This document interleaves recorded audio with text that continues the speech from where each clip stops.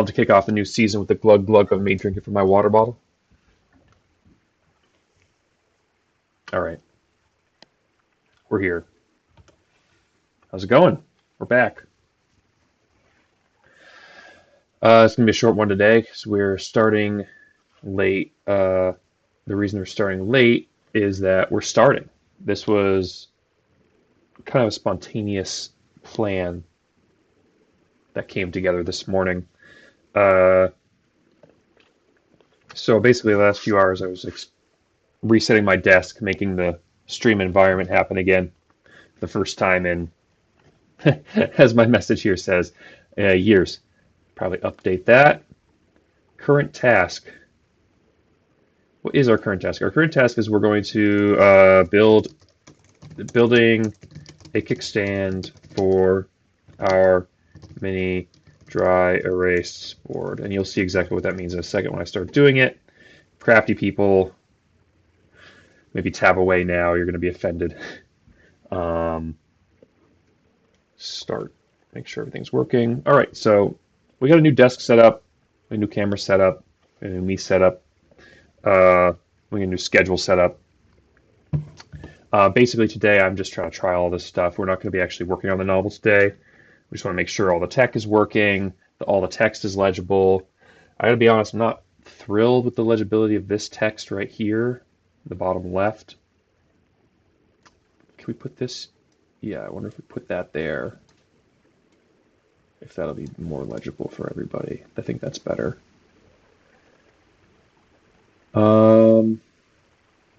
Probably do the same thing for this one.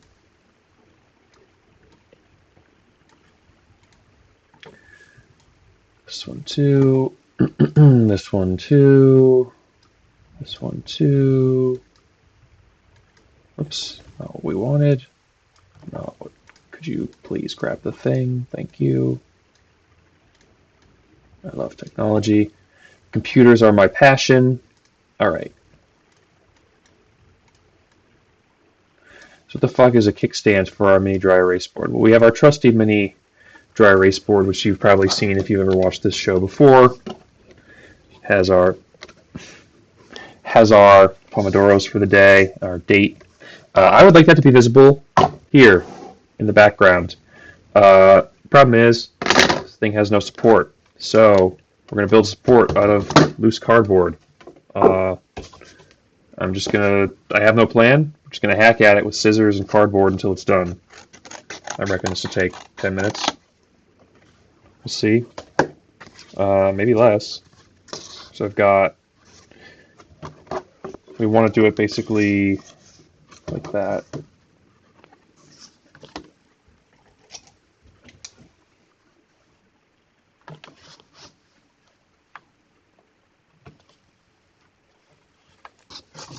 Anyway, I hope everyone's doing good here in 2026.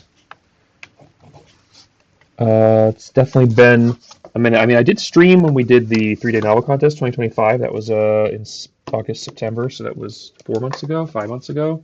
Feels like just yesterday. But I have become motivated to stream again. The reason for that is that I've become motivated to finish my novel again, which is exciting, or it should be exciting. I mean, maybe you don't care, but I care, because I started this novel in 2020. Well, I really started collecting ideas for it in 2019. Fantasy novel, secondary world. Honestly, this is going way better than I thought it would. Okay, compute. My phone is telling me to take my medication. I already took my medication. Thank you for your help. Probably have to update that later. So what I've done is I've shoved a stiff piece of cardboard into the back here. And I'm going to fold it. Honestly, this might just do the trick by itself.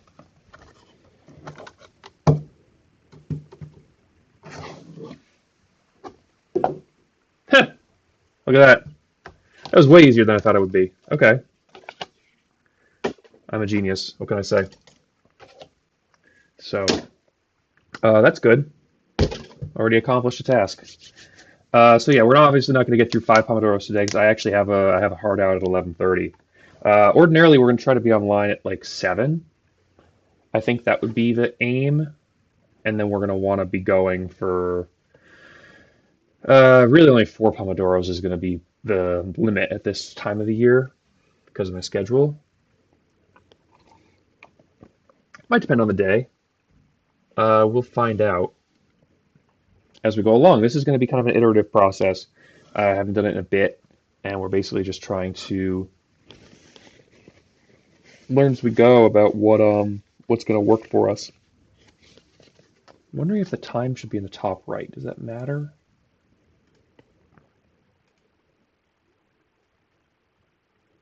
I'm not sure it matters.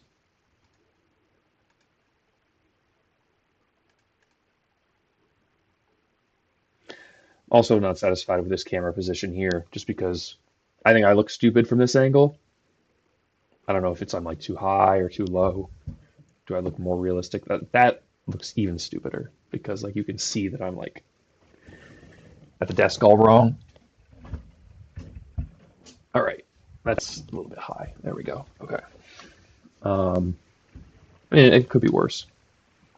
I rotated the desk 90 degrees from how it used to be.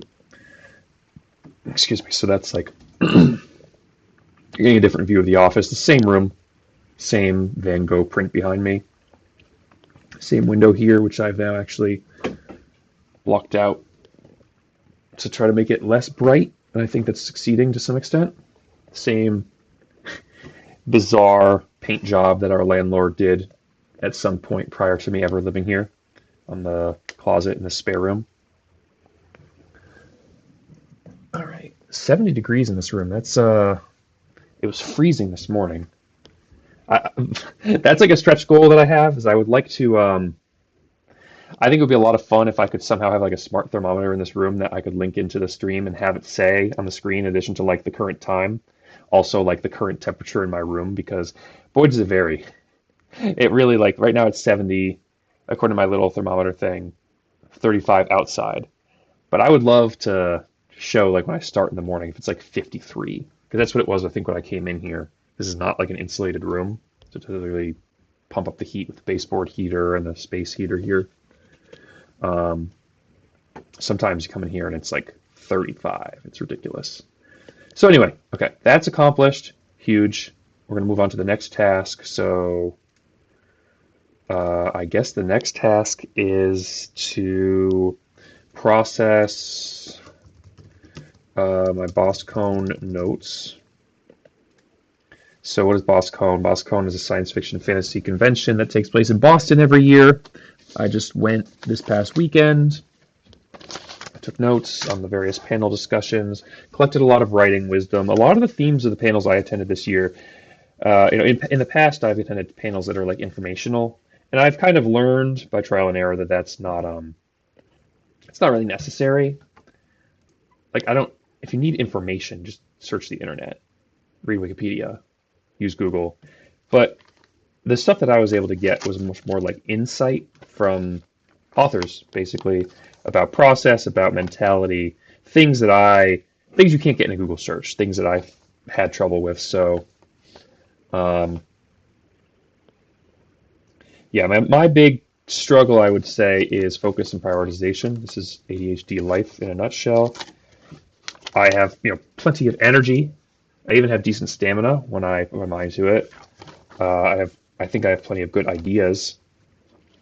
Motivation, I think, is kind of a red herring because, like, as a friend of mine says, and I have on a post-it here that you can't see, action precedes motivation. So I think I'm not like lacking for motivation per se. I'm lacking for routine and structure in my life in order to like effectuate sitting down at this desk every day to do this work. That's the thing. That's the reason that I'm bringing this stream back, is because it really did help me when I was doing it in the past, to get here, ass and seat most days, and work and be accountable. Simple as that. Like a lot of people are talking about how you have to be internally accountable, and I think that's or internally motivated, and I think that's also true to a very good extent. Like it's consider like the context of rejection. Like if you're submitting a novel to agents and every agent's rejecting you, you still have to be internally motivated that like your work is worthwhile and that you care about it, and you can't let the rejections get you down. Otherwise, you'll just give up and die. But what am I saying? But as regards like simply showing up to work, like on camera here, I wouldn't describe this as like a motivational mechanism so much as like a focusing mechanism because there's no analog between like streaming myself doing this work and getting published. That's not the same thing. So yeah, this is not about motivation. This is about creating like a box that works for my brain that I can place myself into to do the work that I know I want to do that is otherwise difficult for me to extract from myself because I'm always running around like a chicken with my head cut off doing all kinds of different things that are less important but somehow rise to the top due to a sense of urgency or ooh shiny sort of dopamine short-term reward thing. Yeah, so if you know, you know. If you don't, I don't think me explaining further is going to make you know. Anyway, I got 3 pages of handwritten notes here. It's not much. I'm just going to go through and harvest the relevant tips and tricks, such as they are. I guess I'll leave the mic on, and I can share the tips and tricks with you live rather than hoarding them for myself. I'm going to make a note in Bear.app, which is a preferred sort of note-taking app I use. Bear Boscone 2026. This is Boscone 63, February 13 to 15, 2026. Okay. Notes.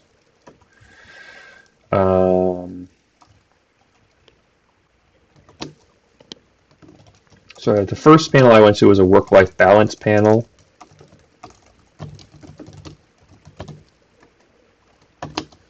Okay, this is not going to be... I have this app that I got called Posture, Posturr, that is cool for like, basically it uses the webcam to see if you're slouching, and then like it blurs your screen if you slouch.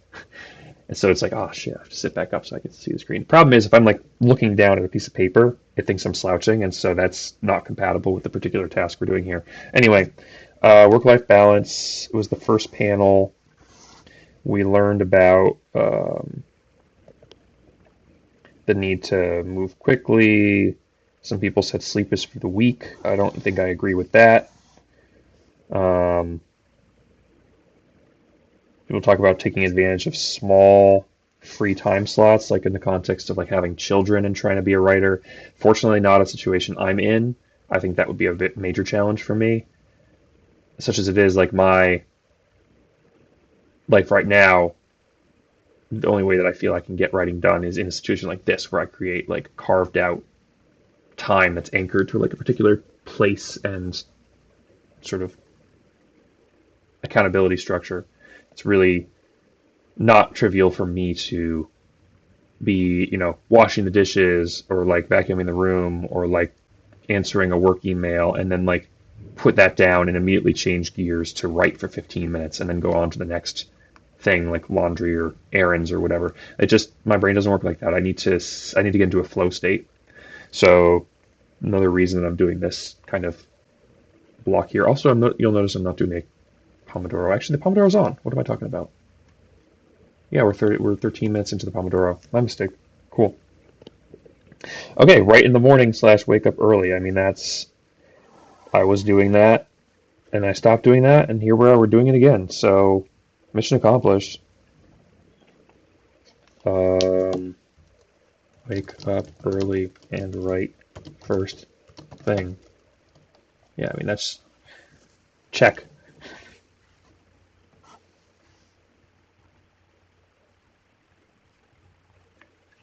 Yeah, I mean, this is kind of the lesson of this whole weekend is like, if you care about writing, you should put writing first.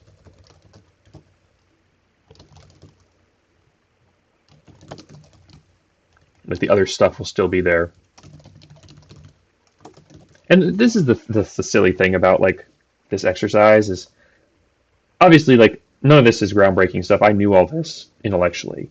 It's the gestalt of like hearing it all together, putting it in context of the life I've been living for the last few years, and thinking about what actually would need to happen for me to introduce these changes into my life. It's it's creating a moment of inspiration, I guess, and catalyzing into actually doing something,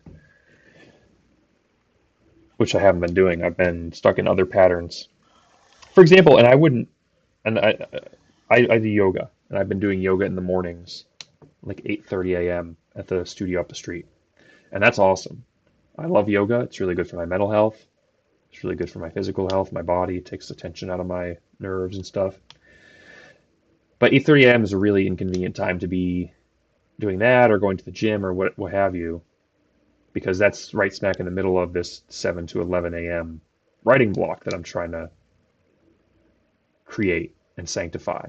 So that was basically what I was thinking about this morning because I was going to go to yoga this morning at 8:30 and then I kind of was looking at it. I was like 7:15 in the morning. I'm looking at my calendar. I was like, this morning writing thing really does feel important and urgent and salient and necessary for my sanity and my self-worth and like my creative ambition and my career ambition and so on. But I'm doing this, I've been doing this fitness thing for like half a year that's been really good for me. Is there a way I can accomplish both while putting the writing first? So that's basically what we're trying to accomplish here. I became suddenly very motivated to put the writing first thing in the day. And then the idea, and this is why I have a hard out at 11:30, is I want to get up from this desk and leave and go work out. So today I will go to yoga at noon. Turns out there's a noon class. I've never been to it. We'll find out if it's any good. Uh, on Tuesday, Thursdays, I'll go lift, and that'll be that. So, all right, what else? Get involved in a writing group. So this is the thing. This is one of the other huge sort of meta takeaways from Boscone this year is the importance of the writing group. I'm in a writing group actually called Shut Up and Write. I run it. It's a meetup based group. People get together for an hour every Saturday morning and they write in silence and then they hang out and socialize afterwards. They also socialize before, but it's it was actually a really useful accountability structure for my work on the memoir, which I was writing 2023 and 2024. And since then, it's been kind of all over the place. I keep going, but I haven't really been using it to do much. I was using it to work on my grad school applications when I applied to MFA programs last fall. But now it's nothing about my writing group serves like my writing career at this time. Like there's two kinds of writing group that I identified from Boscone this weekend. One is like the critique group. One is like the accountability group. And the accountability groups are things like, have a contest with your friends to see who can get the most rejections, or share new chapters of your novel, or the critique group is like share new chapters of your novel once a month with your writing friends and read all their stuff and have them read all your stuff and give feedback. Uh, my group is not meeting those particular needs, so I definitely think that's something we want to look at. So accountability group and slash or critique group. Yeah. And this is also, I applied to MFA in creative writing where results are coming in the next 4 weeks. I already got one rejection. Um, Presumably, if I attend one of those programs, it will have this stuff built in. However, even if I do get into these programs, I'm not going for 6 months, and I don't want to wait 6 months to have my writing life advance. So this is something I can do now to try and put more structure into my writing life as well. Definitely a good idea.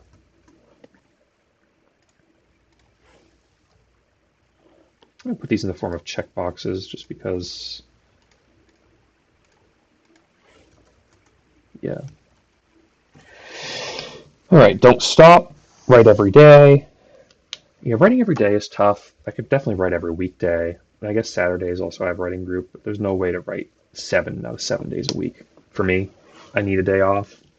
I was on the floor for some reason.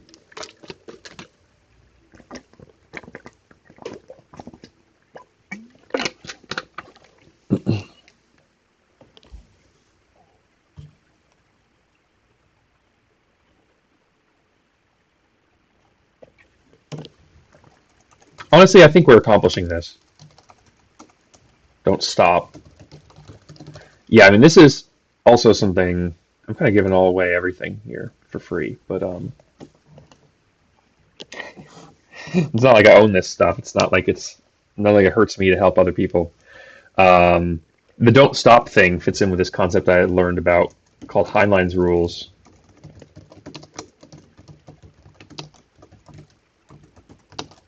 which Dan Morin, who's an author who also lives in Somerville, Mass, mentioned to me. Why is it not in my drafts app? Hello? Shenma, as we say. Baffling. I don't know, are we having a sync issue? You'll notice my phone is still in the phone jail. Probably if I was more disciplined, I would not be looking at it at all, but for the moment, we are needing to access. Where is my drafts.app? Here it is. Okay, so it is in drafts, so why the hell is this not syncing? Did it archive? Did it delete? Maybe it archived. Maybe it deleted. Oh, it deleted for some reason. That's not correct. Okay.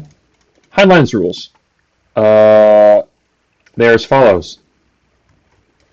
Can we create? Can we put this on the screen?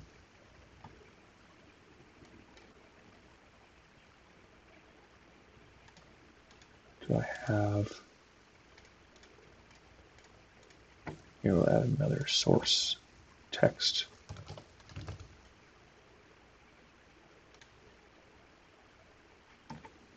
Okay. Add a new source. On screen message or sharing content.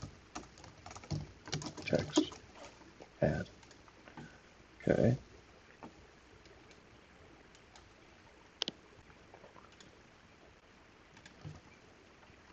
There it is.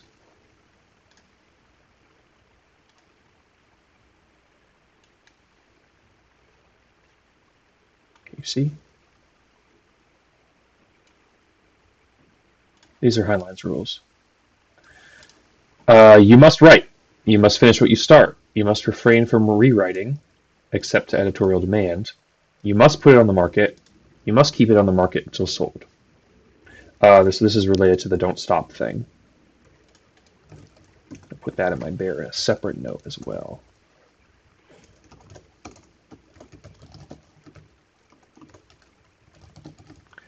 This is definitely, I definitely needed to hear this advice because it's like, yeah, yeah,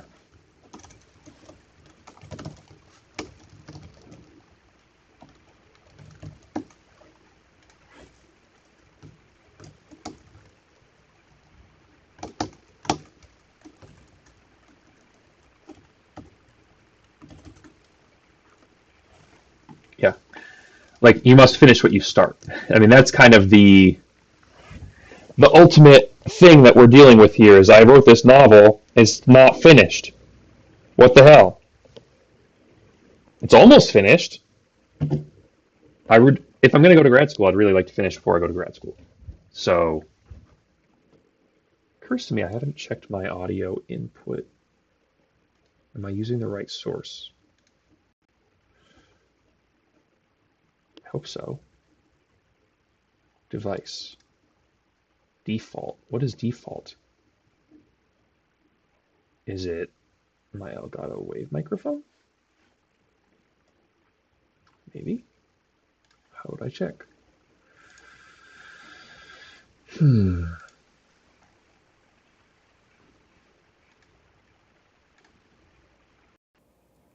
Hello? Yeah, I think maybe I was not using the right thing. Oh, now I can hear myself. Uh-oh. Were you not hearing me all that time? Uh-oh.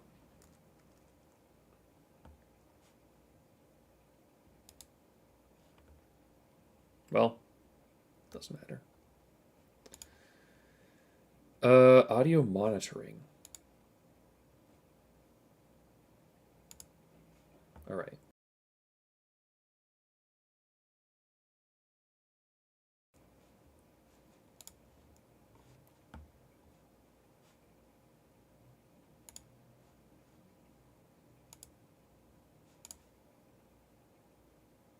Down mix to mono.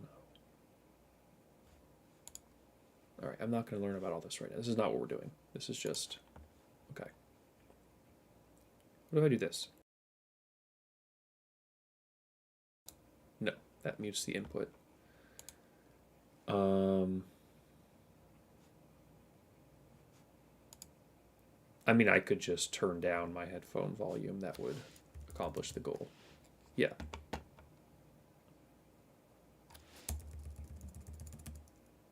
So what is it picking up? Yeah, because I'm looking at the monitor. It's picking up room noise. I guess there's the heaters blowing over here. But that's kind of inevitable. It's winter.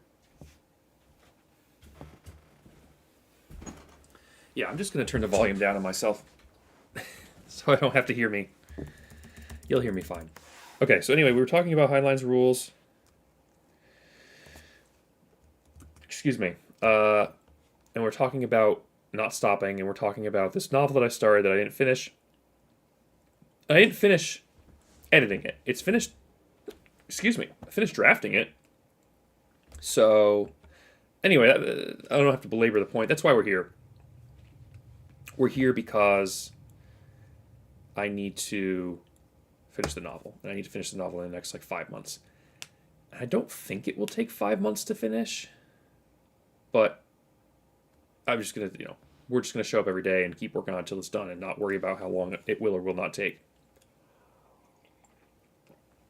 Rule 3 here on Heinlein's rules, you must refrain from rewriting. This is unfortunate because I am rewriting in a way. I'm editing and I'm fixing things that are wrong with the draft.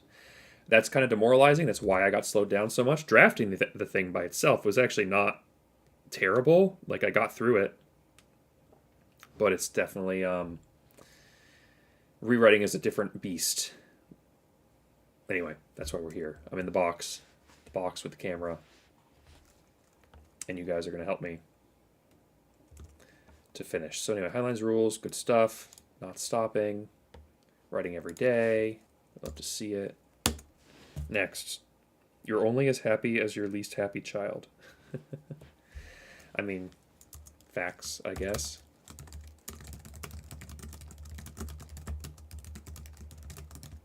Wouldn't consider that a checklist item, but it is a funny quote. Another funny quote from one of the ladies was, "Cleanliness is next to godliness. I'm working on godliness."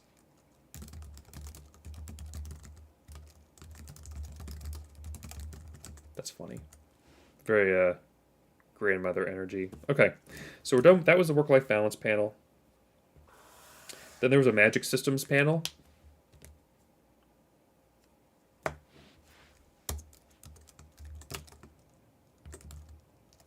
Magic, mechanics, or wonder.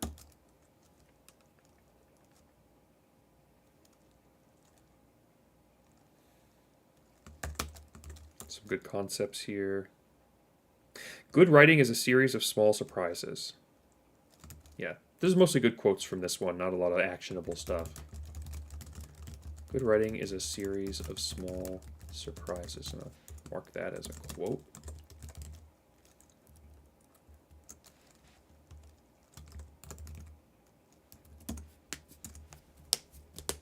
Good word, contretemps.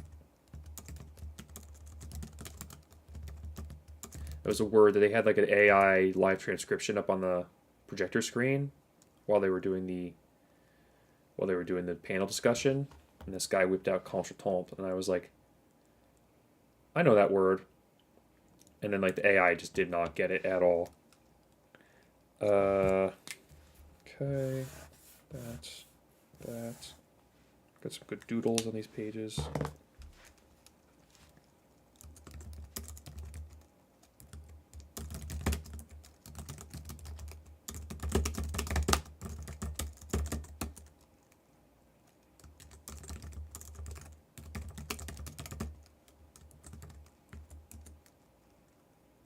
Okay. So page 1. Moving on.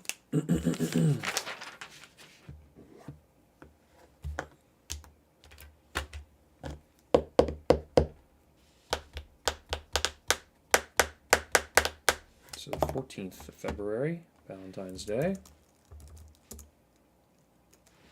Cannot believe how cold I am. Like it's not cold in here. It's 71 degrees in this room. It's more than warm enough. I just feel cold in my body. I don't know. I can't wait for spring. It's coming. It's got to be coming.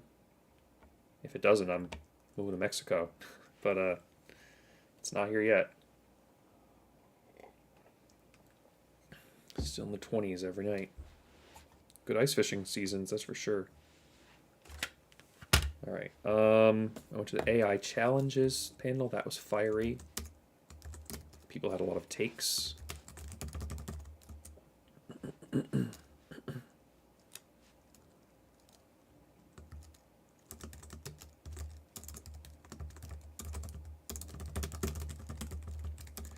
Someone whipped out this Marshall McLuhan quote that judgment is a substitute for understanding.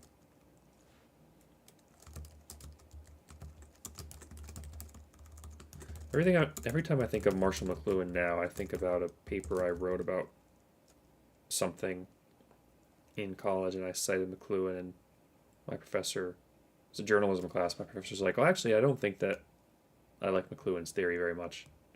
And gave me like a lower grade as a consequence. I was like, what are you talking about?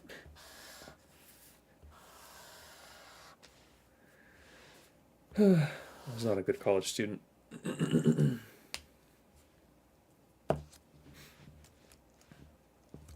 Alright, got another task. Find a critique group. Okay.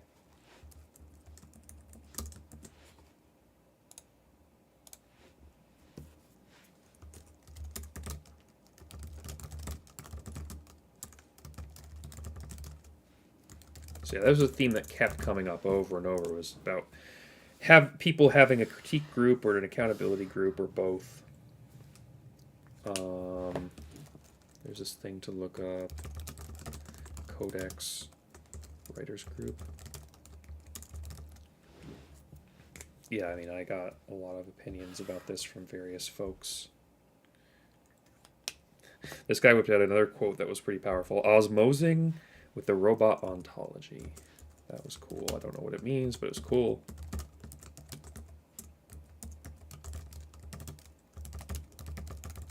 I think it's a fancy way of describing sort of Cory Doctorow's reverse centaur concept,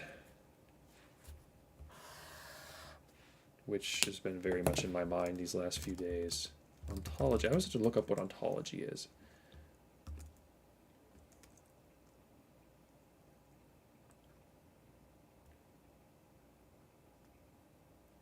A set of concepts and categories in a subject area or domain that shows their properties and relations between them. A branch of metaphysics dealing with the nature of being.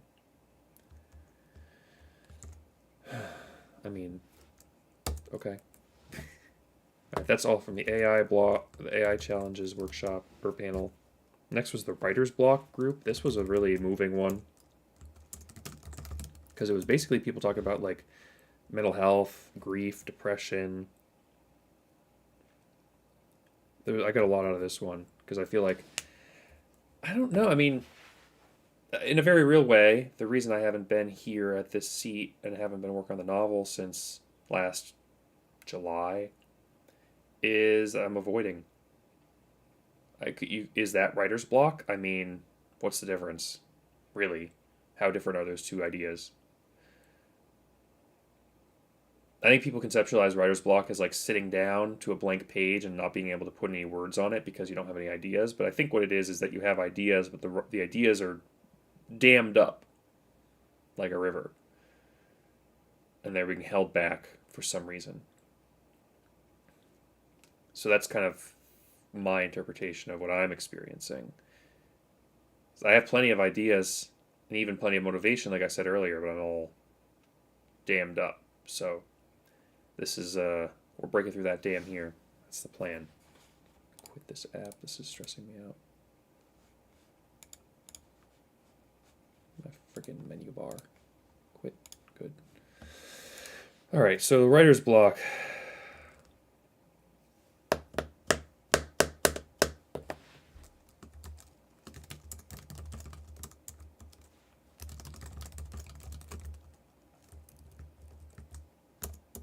Yeah, so you need to care.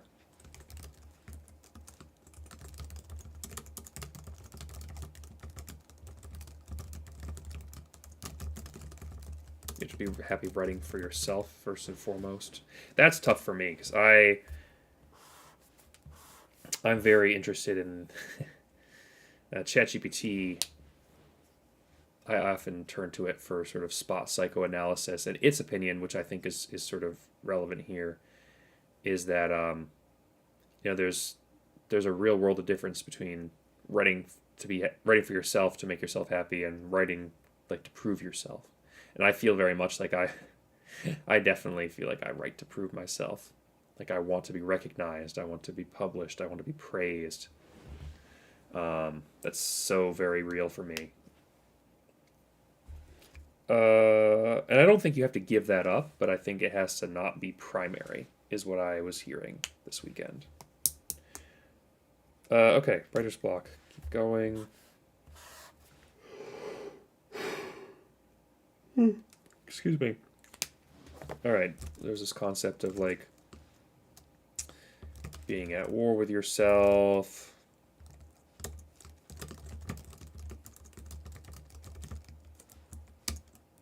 Yeah, these don't really feel like checklist items either.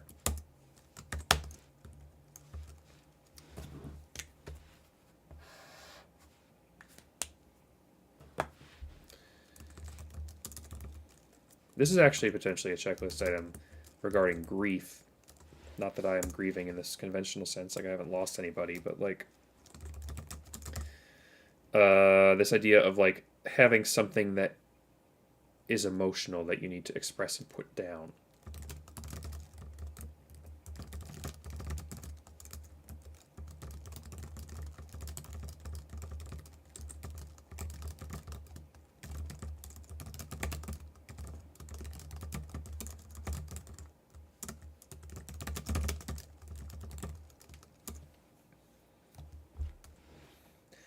Yeah, for me, I think a big one of here is like the Heinlein rule's out of here. It's blocking the whole.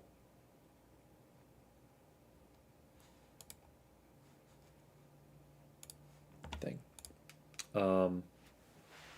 I wrote that memoir. I spent 2 years of my life on it. I worked really hard. I changed a lot. I sacrificed so much. Spent a lot of money to stay alive to do it. And then I had big dreams about how it was going to help my career because we were going to publish it, and then we didn't publish it. And that's been really tough to metabolize.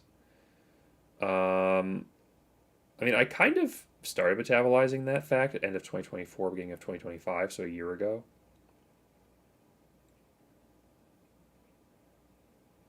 And I mean, I did metabolize it, but I wonder if I like fully, really metabolized it.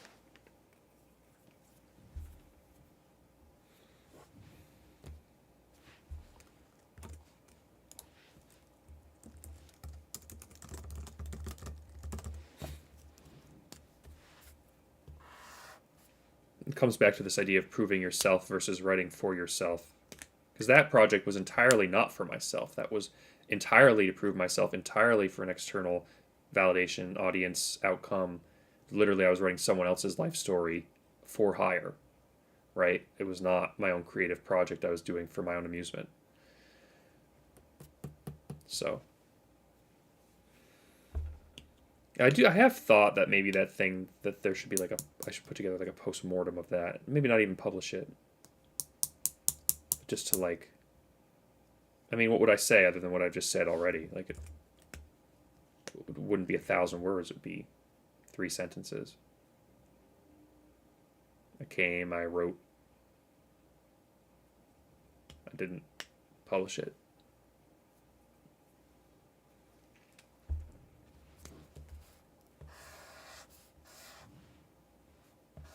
Another idea here was disenchantment with one's own writing. That's an interesting one. I don't know if that's true for me. I mean, we'll see when I come back. So I'm not going to be able to do this tomorrow because I'm going to be out of town. But when I come back Wednesday and we start to really nail this down as the new routine, I mean, I haven't looked at the novel in like 8 months since last July. So August, September, October, November, December, January, 7 months. I haven't looked at it in basically 7 months. I wonder how I'm going to tackle that. I should start thinking about that now. Probably I should just read it from the beginning, try to tackle it scene by scene. And I don't know. I mean, I had a process that was going good when I was trying to fix plot holes and inconsistencies.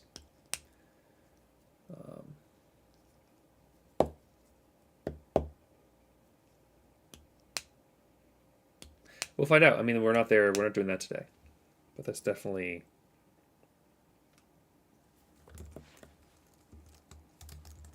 something to look at.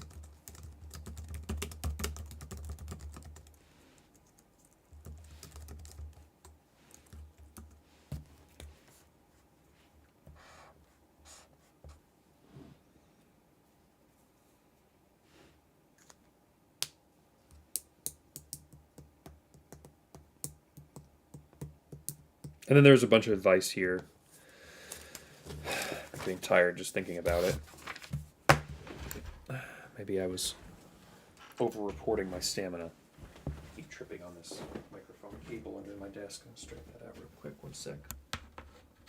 How did this even come loose? I don't understand. Oh, I see. I've had it coiled around the base of the microphone. All right, fixing it up right now. Why did I do that? You ever just like do things you don't know why?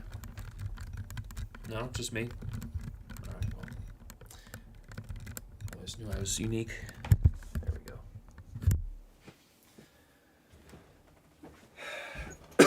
go. Excuse me.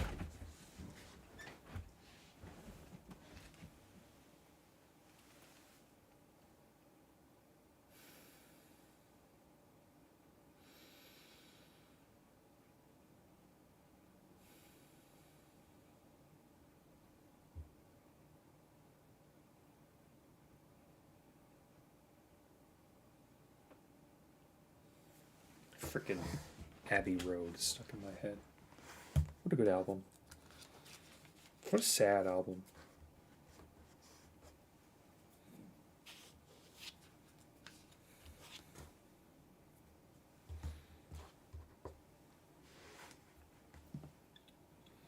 So this one guy had an idea of some mechanisms to prevent writer's block. He talked about like classically conditioning yourself with like the same startup music every time you sit down to write. I might try that, honestly. Find some music to start up our stream.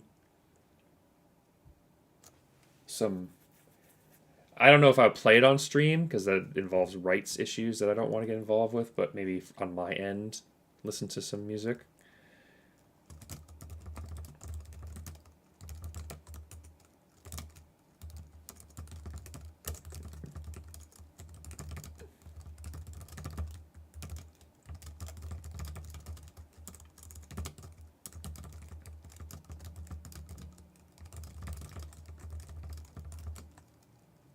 he said that his thing was the theme to Sleepy Hollow. I don't know what that means. And in the end, the love you take is equal to the love you make. I'm gonna get demonetized for that, probably.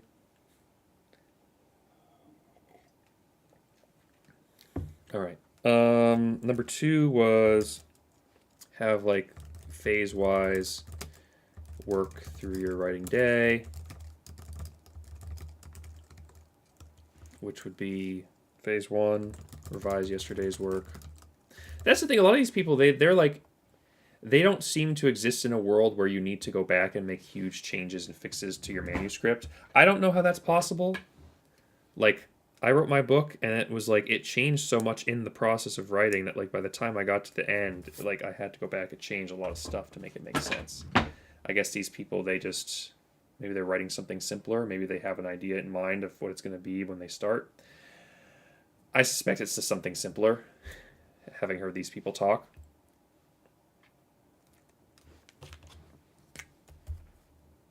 So it was step 1, revise what you wrote yesterday.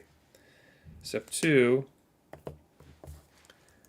write what you thought up yesterday. And then step 3 is think up what you're going to write tomorrow.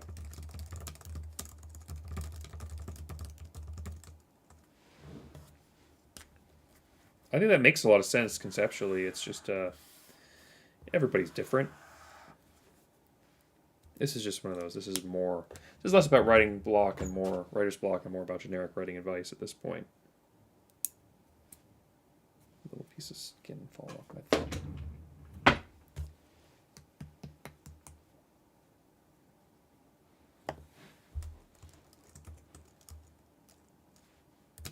Another idea was this fear of taking the wrong steps or taking the steps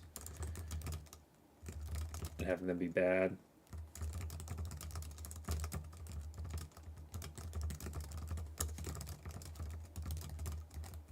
And the response to that is take the steps anyway, and fix them later if necessary.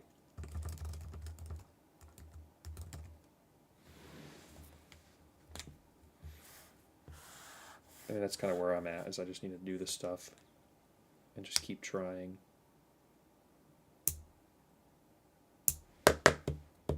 I kind of wonder if having spent so much time away from the story is going to help me to see it more clearly or less clearly. Let's see. Write. No. Try to write complete scenes.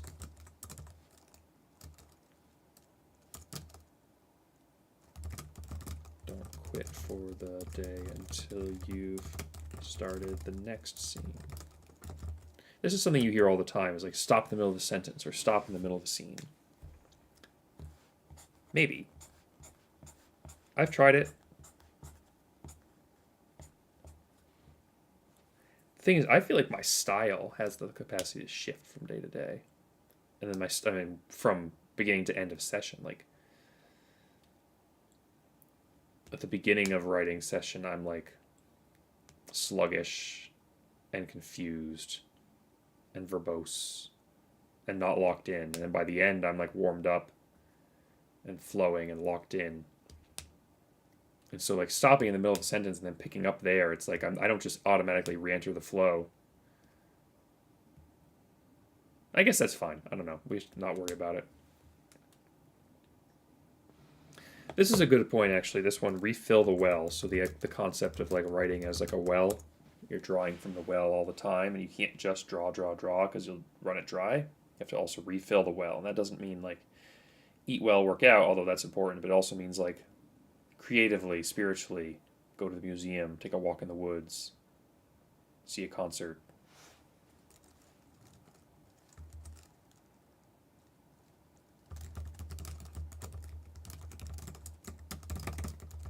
could definitely stand to do more of that in my life. Walks in the woods a little tough when it's 15 degrees out and there's ice everywhere, but we're getting there. This is a really good one here.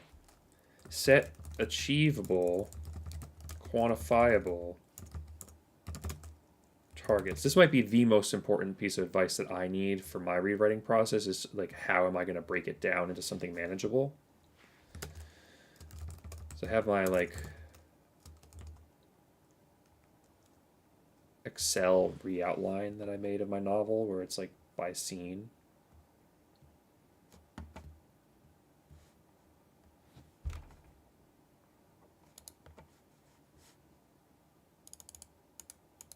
This is one of the best things I ever did for breaking my story down into a way that makes sense.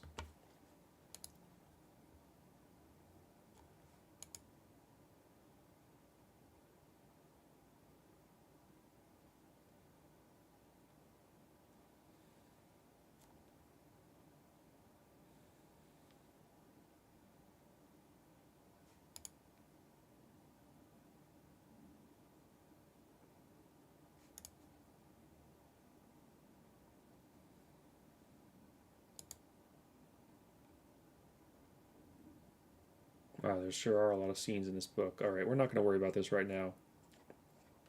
I mean, it's got to be 14 horizontal by at least 7 vertical, some more and other in some less, depending on the chapter. That's 100 scenes, and that's just for one of my POV characters. I mean, 100 scenes is a novel. That's what they say. You can write a novel is just 100 scenes. So if you write 100 scenes in a row, you'll have a novel. I don't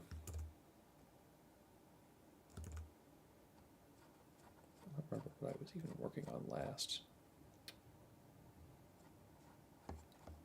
I must have notes. I can go back and review my notes. This is not okay. We're not doing this today.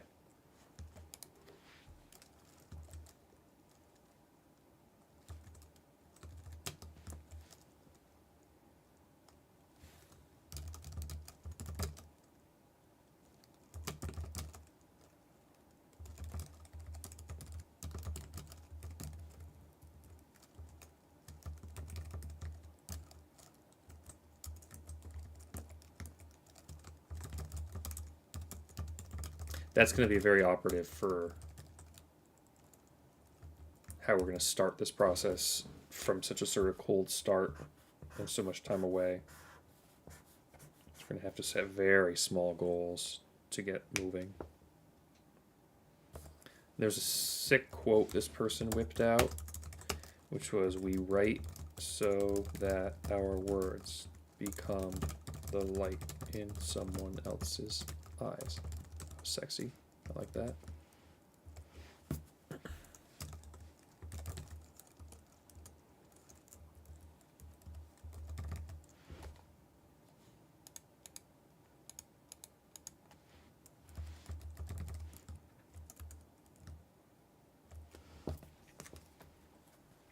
We write so that our words become the light in someone else's eyes. I mean, mood, TBH.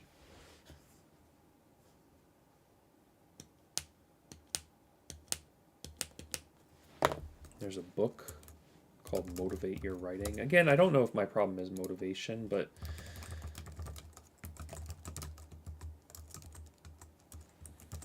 it could be worth checking out.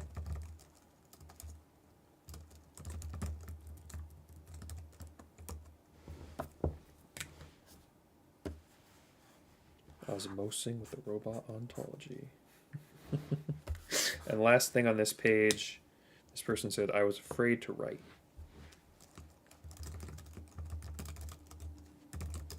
Because writing involves delving into your own emotions.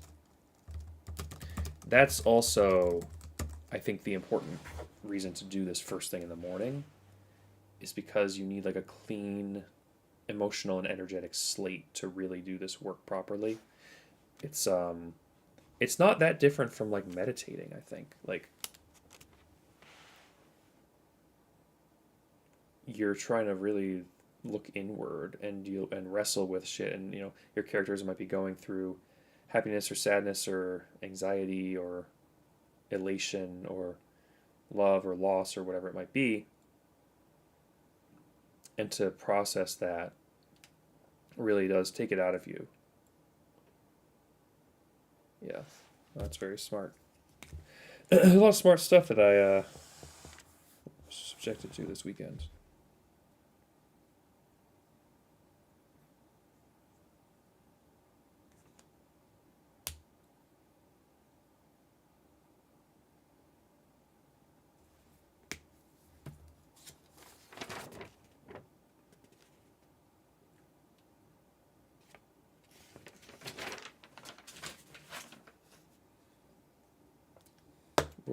Made a lot of funny doodles.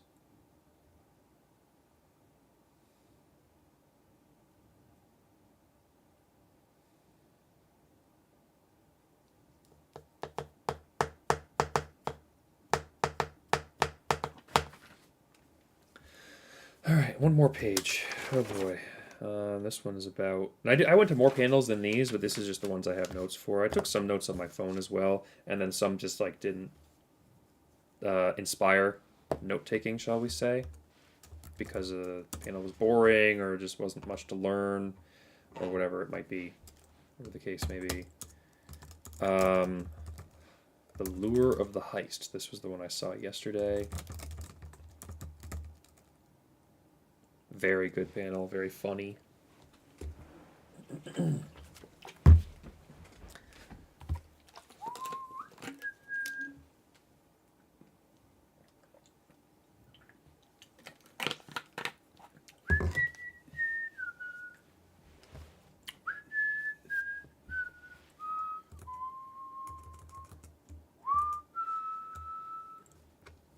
Oh, it's break time. Would you look at that?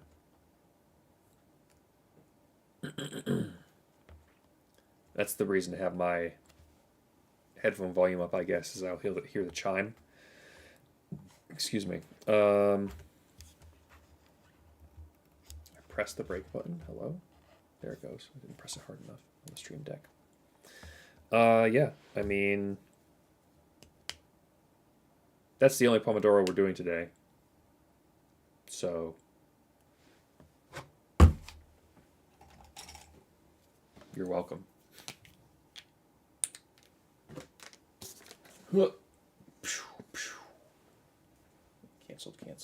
Canceled. All right. But yeah, we made a lot of progress today. We set the desk up. We're processing these notes. I'm going to finish processing this last sheet, and then I'm going to go to yoga. It's in 37 minutes. It takes 5 minutes to walk there, so I got time. Back to Bear. I guess this is the heist notes. We have heist plot structure. This is actually quite interesting. I never really thought about plot structure being so specific. I mean, obviously, you have things like your hero's journey, and I definitely started from that kind of a place when I was writing my story, but at some point the story is singular, and it has its own logic, and it's kind of hard to see a logic that's more granular than just beginning, end, and the stuff that connects the beginning and the end.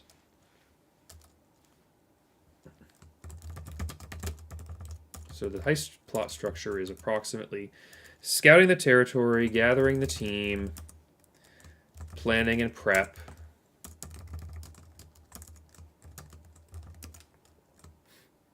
committing the heist, a setback or complication, overcoming the setback,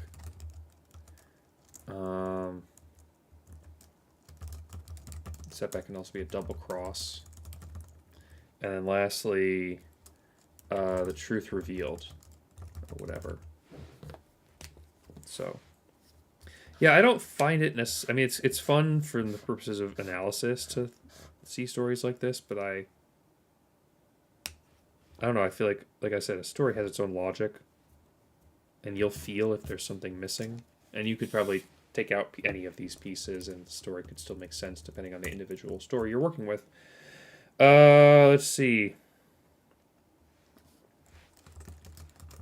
Each character brings a particular skill to the table. I mean, yep. A la a D&D party.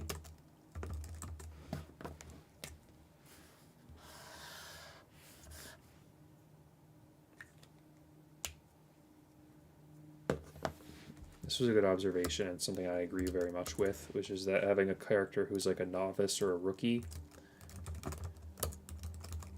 and this applies beyond just heists, allows you to basically educate the reader, the audience.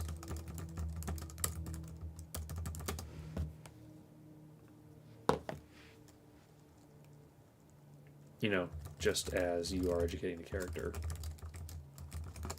about your world and your story. Yeah, that applies beyond all.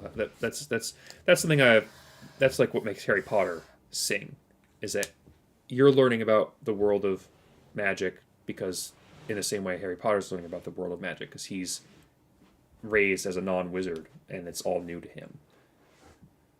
And that's what makes it sort of exciting.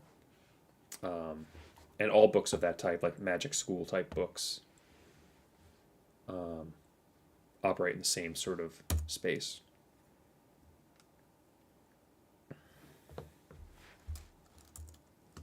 There's this concept of the inevitable reversal.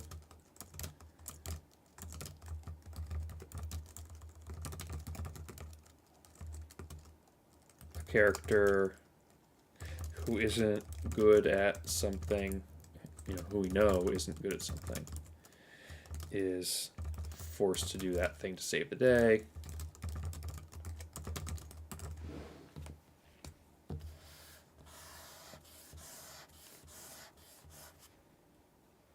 It's recommended that we look up the television program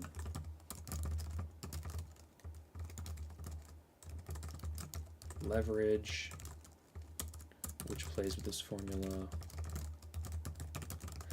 I'm always astounded by people who are writers who can watch a lot of TV and movies. Like, I'm trying to watch more movies. I've seen like 4 movies this year, but that's like less than a movie a week. And there's people who are watching, like I see on my Letterboxd, people who are reviewing like 2 or 3 movies a week. It's like, how is that the thing you do with your night?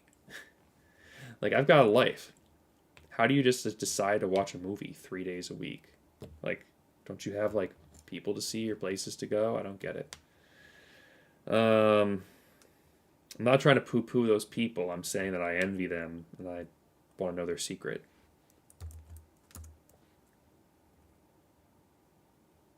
Yeah, by the same token, planning the heist is like planning a story.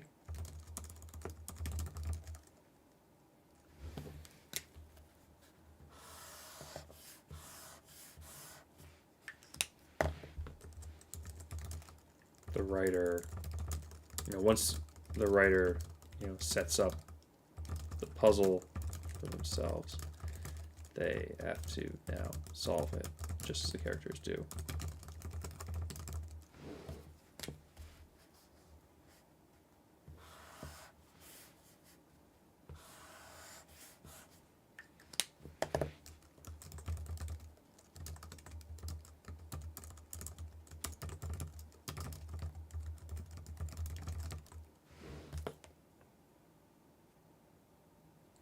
Yeah, so like consider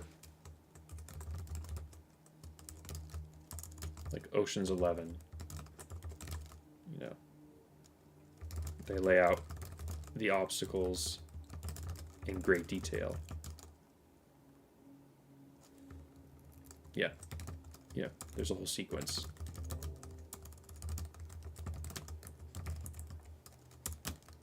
And then the characters go about methodically disassembling them.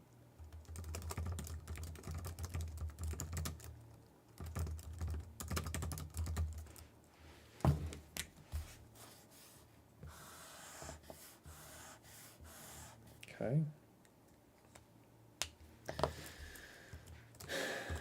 Emotional payoff is key. Everything else must serve it. I mean, that's true of all stories.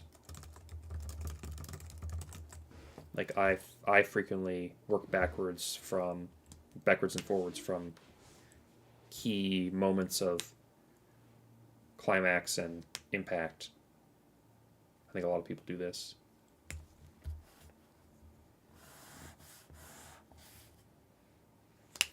That's a good quote.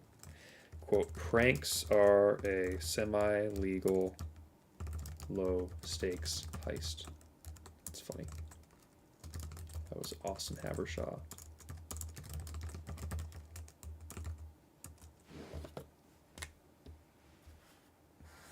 And there's this distinction between a heist and a caper.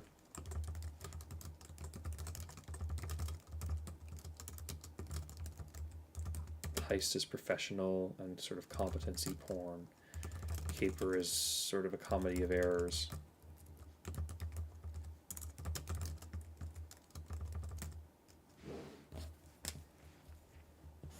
Okay, I think that's it. Great. Look at us. Look at us. What we thought. So, yeah, I think I have my old Boscone notes, 60. Did I miss a year? No shot I missed a year. Or maybe this is all of my Boscone notes in one folder. That might be the case.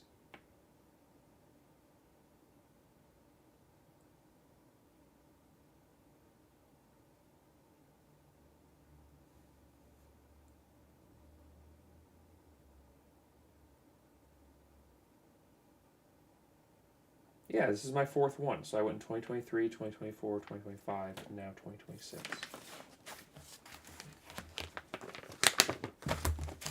Pretty sure. 60, 61, 62. All right, I'm going to get some paper clips and then make some Post-its, and then we'll be done with this. And we'll go to yoga, and that'll be my day.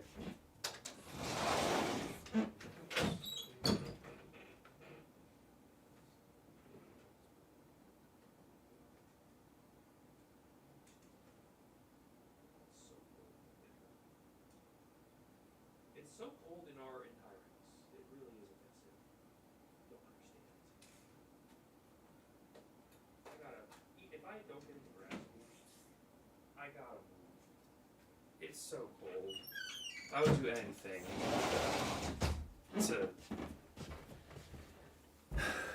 anything to live in a place where I can control the temperature at an affordable rate. I need my Post-it notes. So this is going to be Boscone 62 notes. I guess I didn't type up my notes from past years.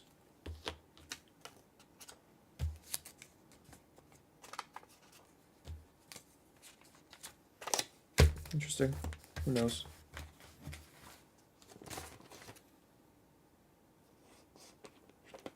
Boop. And Boscone 63 notes.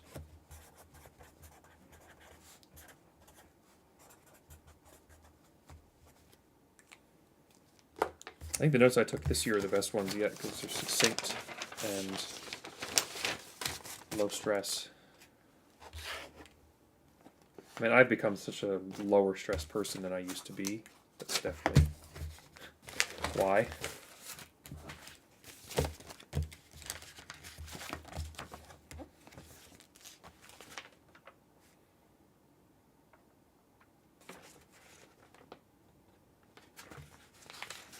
My doodles have not changed that much.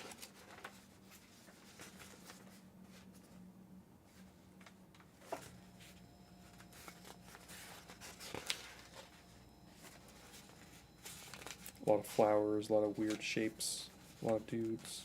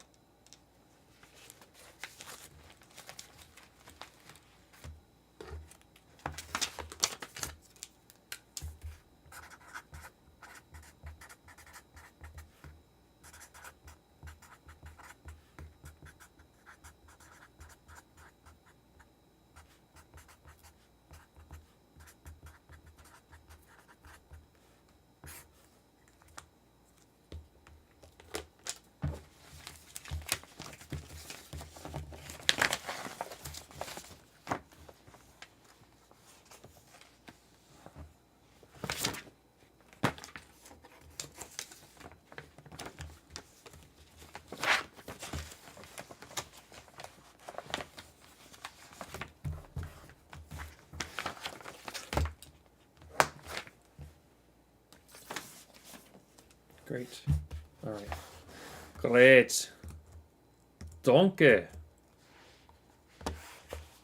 Demonetized. Okay. Run here. Thank you very much for attending. I hope to see you on Wednesday, which we will be back to do the real thing, to actually look at the novel the first time in ages and start moving on it. It's exciting. Yeah, I mean, it's scary. You gotta think. Ultimately, it's scary because I don't want to come face to face with how much the novel falls short of the story in my imagination. You know, the movie in your head versus the words on the page. It comes quite close, especially in many places. So it's just kind of a matter of time to keep chipping away at it and not give up. Heinlein's rules. Heinlein's rules. Can I duplicate this to copy, paste, paste, paste, paste? That's where we are now. Boop. This is what we're doing. You must write. You must finish what you start. You must refrain from rewriting. You must put it on the market. You must keep it on the market. So we are here. You must finish. Fuck. You must finish what you write, what you start. That's what we're going to do. All right? All right. We'll see you in a couple days. Take care out there. Stay safe.